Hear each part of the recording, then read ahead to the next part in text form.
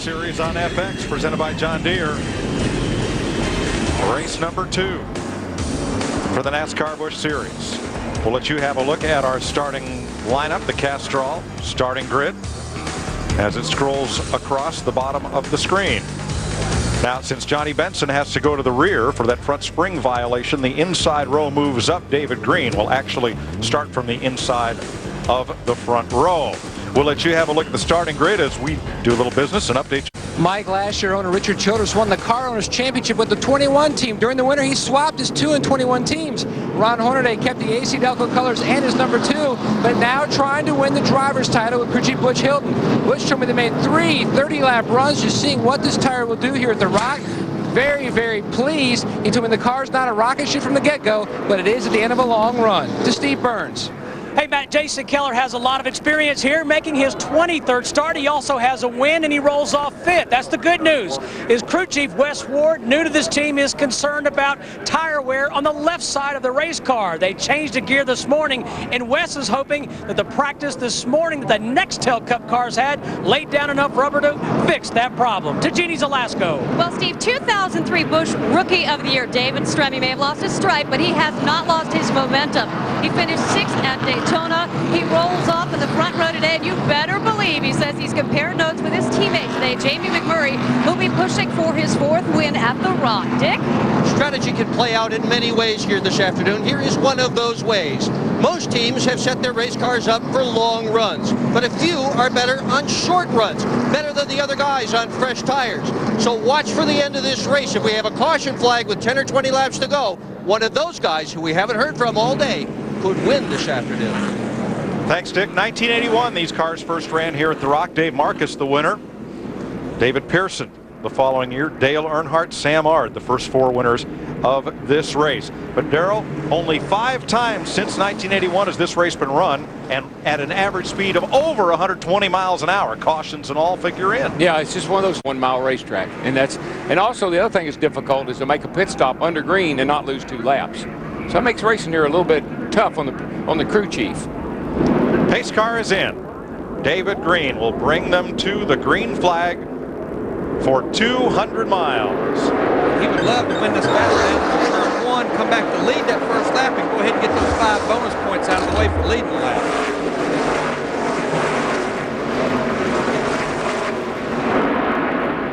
All these cars driving pretty good right now on those fresh tires, but it won't be long into this run. They'll start slipping and sliding. Yeah, because honestly, these guys haven't been out with the track this hot, Larry. I mean, they've been making their practice runs here yesterday in the evening and last night, and this track's hot and slick right now. They're going to find a whole different animal in what they're maybe what it's like the last time they were out.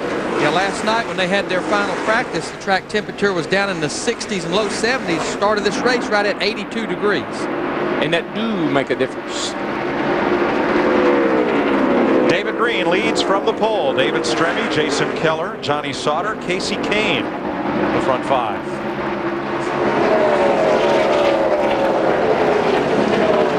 Ron Hornaday gave Rudeman there in the 87 a bump coming out of turn 2. Whoa, David almost loses it and hangs on. That like to have been big right there. He's going to lose a bunch of spots just gathering it back up.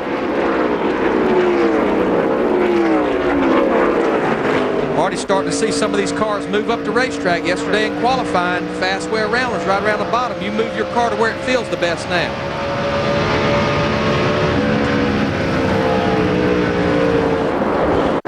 David Green with about a half-second lead. The Bruco team still running Pontiacs in this series, and they're out front. Let's have another look here. Watch Rudeman in the 87. Like his car just got a little bit loose when he picked the throttle up, Darrell, and it just sucked it over toward Ron Hornaday in the 2 car. I've seen that act before. I think same thing happened to him in the truck race at Daytona. Pressures are low right now, Larry. They got real low air pressure, and the cars are just a little bit hard to control right now. It's the view from Mike Wallace's car.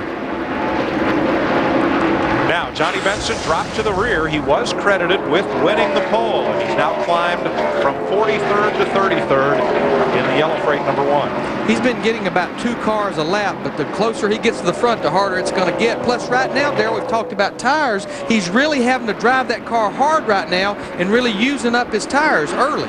That's okay, though. You got to get caught up. Got to get there. Got to get to the front first. We'll fix it later. back up front with David Green. Jeff Fuller has gone to the garage area, and Justin Ashburn makes an early stop. Yeah, now see, this is one of those places where David Green right now is worried to death. He's leading the race. He says, is it going to last? How long is my car going to be this good? You know, am I going to start backing up here shortly? Let's go back to 7th spot, where Kevin Harvick and Martin Truex Jr. do battle. Truex Jr., he finished second here in the fall race, so he has some experience here. Look, we got a battle for second. David Stremme in the 32 car getting passed by Johnny Sauter in the 27. Johnny Sauter had that great run at Daytona last week, finishing second. And that puts the Bruco cars 1-2. Good teammates. Dodge dominated qualifying, but it's 2 Pontiacs running up front. Johnny Sauter has to feel so good about this year. He ran the entire series last year, but with 2 different teams. This year, he's with one team, running all the races with one group of guys, one team. And he's officially a bushwhacker because he'll do the entire Nextel Cup season as well. That's very fashionable this year. We got a number of guys that are going to try that. Tell you, old Mikey right there in the Dream Machine, he's been, he told me, he said, tell Artie to put ISO on me because I'm going to be coming, and he is. He's actually, he started back there with Johnny Benson, and he's moving up pretty good. Up to 23rd from 27th. Passing Mike Bliss. No.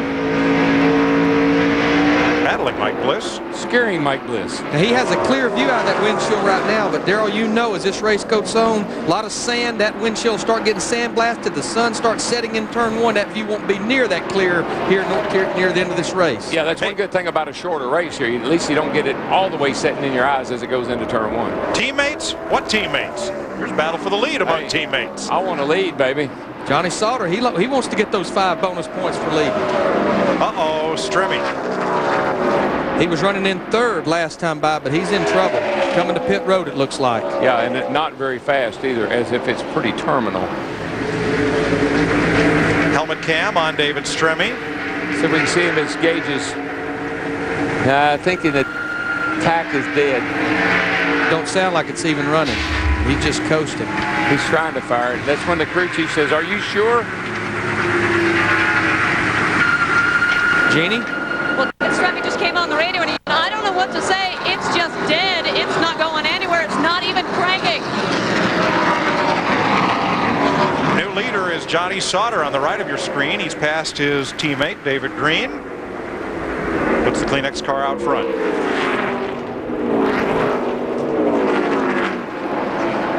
Ron Hornaday inside of Robbie Gordon. It's a battle for 12th. I think Hornaday and David Green, those are 2 really good. Those are 2 guys going to battle for this Busch Series championship this year. Yeah, I talked to Ron Hornaday's crew chief this morning, Butch Hilton. He felt like they gave a little bit up for qualifying because they worked on most of their race setups even in qualifying practice, and it looks like it's paying off. And with them, the 00 at Jason Leftwood. They're in 14th. See the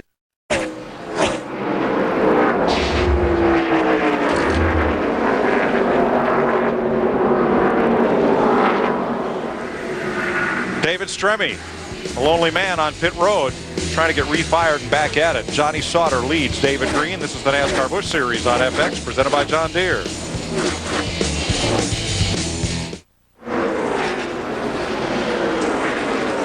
Johnny Sauter, our leader after 20 laps. He has 1.8 seconds on his teammate David Green. Jason Keller now up to the 3rd spot. So it's 2 Pontiacs and a Ford, then Martin Truex's Chevrolet, and the Ford of Bobby Hamilton Jr. And you can see they're getting in. They're starting to run into some traffic. The back of the field here, they've already caught up to, and that's going to make things interesting.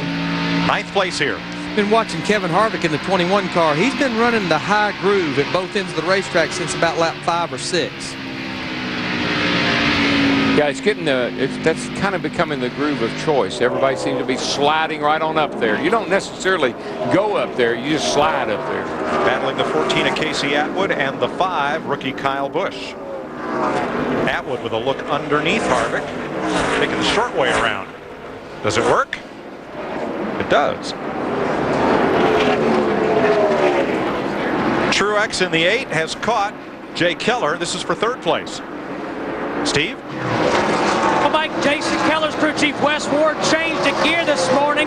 They went from a 450 to a 458. 57 gear. That's going to help their power ratio, help them get off the corner. So far, it's working, Matt Yoakum.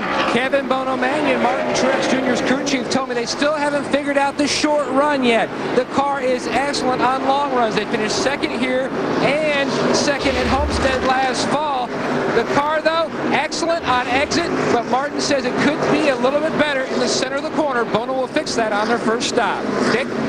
David Green led early. He is now running in second position. His lap times have dropped off almost 2 seconds as the tires have begun to wear. He is loose in, loose off. Before the race started today, he told me his primary job was not to go fast.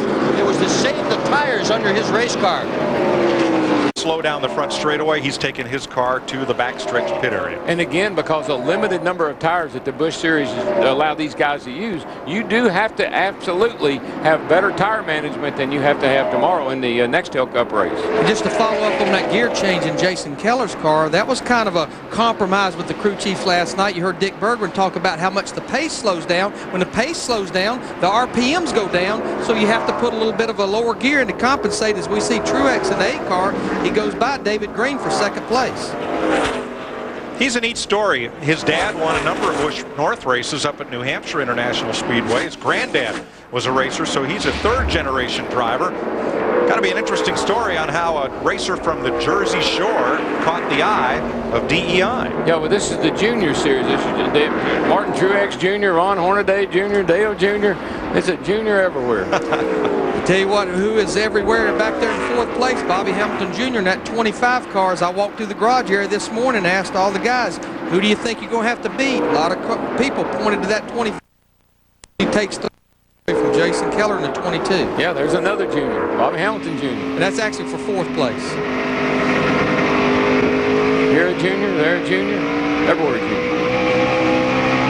Let's go to Jeannie and get an update on David Stremme. Well, take your juniors and raise you a senior effort by the 32 crew back here behind the wall. David Stremme, the net still up. Hope springs eternal. Electrical is what they thought was the problem when they came back. They couldn't even get the backup ignition to fire everybody under the hood. The Diagnostics right now, a distributor problem, and that is what they are trying to change. And again, as I said, the net is still up. David Stremme hopeful he can get back out on the track. And you know, it could be the pickup in the distributor. Also, when that distributor's not turning, that could indicate camshaft possibly broken. Yeah, but you know, Hammond hauled up here a minute ago, and if you hit that button on the steering wheel, the thing won't crank, and sometimes you have to reset that button in order to get the thing to fire. The kill switch that NASCAR mandates, in case your throttle hangs, you hit that switch and it shuts the engine off. Right, I had that happen one time. Michael Waltrip up to 14th spot.